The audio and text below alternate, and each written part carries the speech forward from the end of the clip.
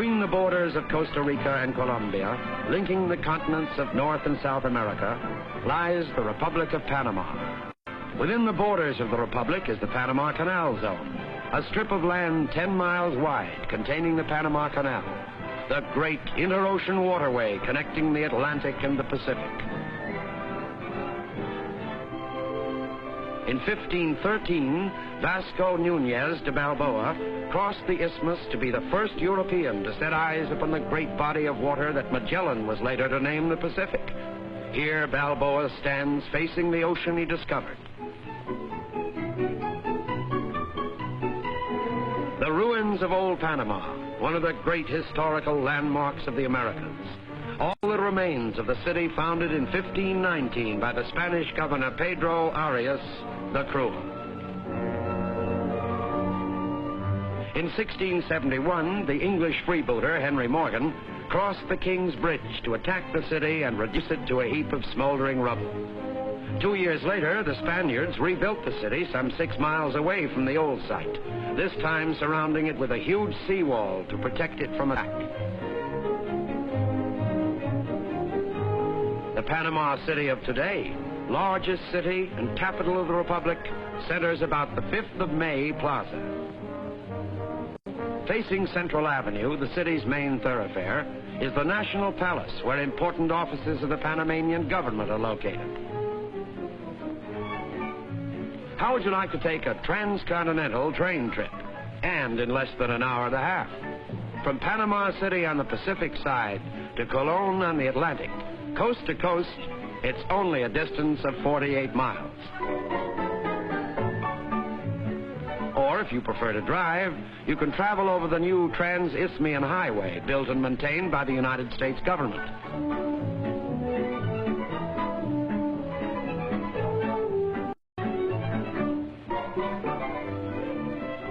Second largest city of the Republic of Panama is Colón, one of the most cosmopolitan cities of the New World. This is Front Street, Colón's main thoroughfare, its many shops offering exotic wares from the 4 corners of the earth.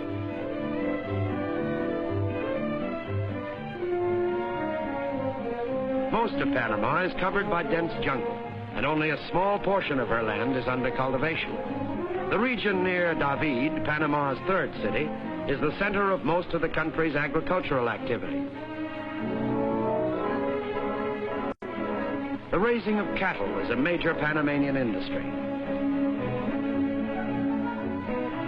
In the mountainous region of Chiriquí province, a good grade of coffee is grown.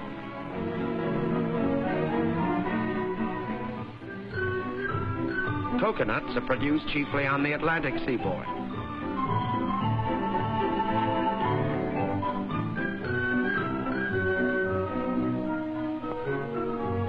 These are cacao beans from which cocoa and chocolate are made. The country's most important crop, however, is bananas. Grown most extensively on the lowlands of the Pacific side, they constitute Panama's major export.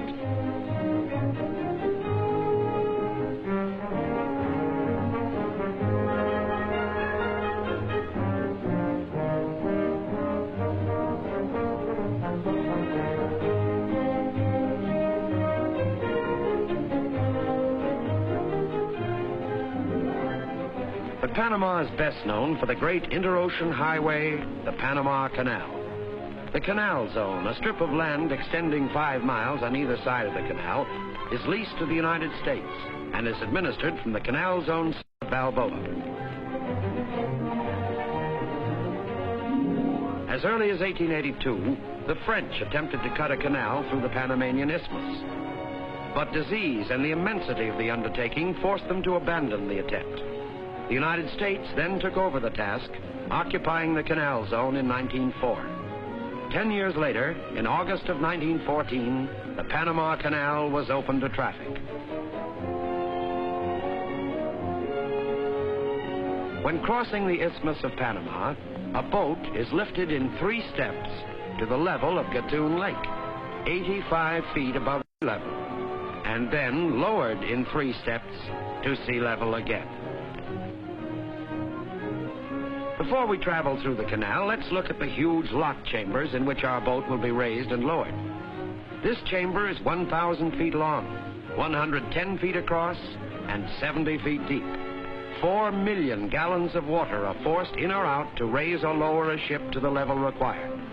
These gigantic lock gates weigh hundreds of tons and are operated entirely by electric power generated near the canal. Our boat approaches the canal from the Pacific side and enters the Miraflores locks. The Miraflores locks are made up of 2 sets of lock chambers that will raise our boat to the level of Miraflores Lake. We're pulled into the chamber by electric engines called mules. The lock gates are closed. The chamber fills with water, and approximately 10 minutes later, our boat is at the level of the second chamber. Again, the electric mules pull our ship forward.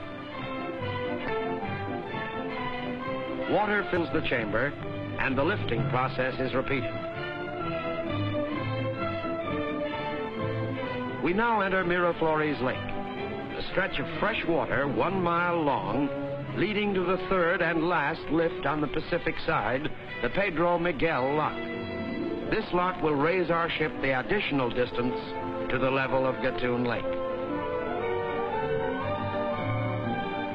Our boat raised, we move out of Pedro Miguel to enter the channel of the famed Gaylord Cut, a huge ditch carved through the Continental Divide.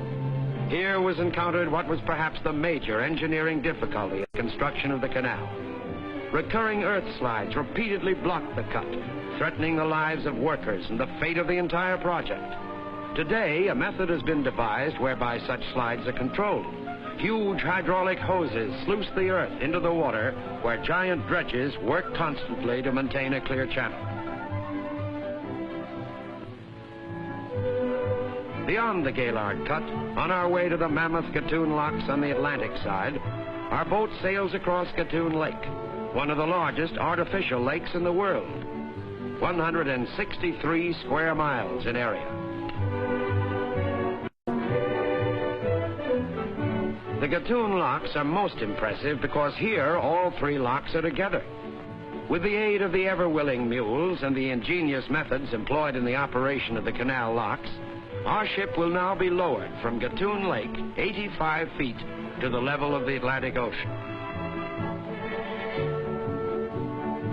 The port of Cristobal, the canal's own city on the Atlantic side.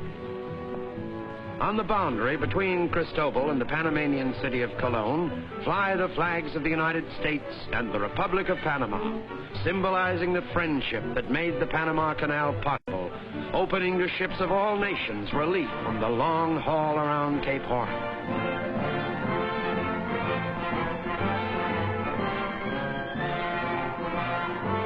The Republic of Panama, connecting link between 2 great continents, conscious of her importance as an artery of international commerce, proud to be called the crossroads in this world of ours.